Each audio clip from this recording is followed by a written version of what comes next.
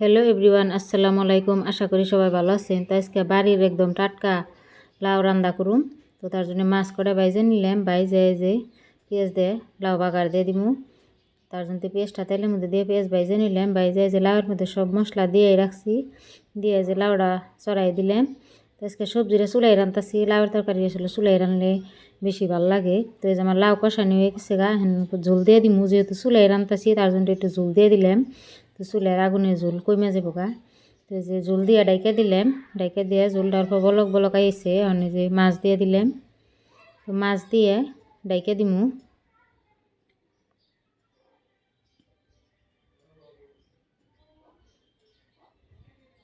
লাউয়ের তরকারিটা ডাইকে দিলাম। আমার তরকারির জালটা হয়ে গেছে। চুলাই তরকারির জালের বলকটা দেখলে আসলে ভালো লাগে। তো যে ধনিয়া পাতা দিয়ে দিলাম।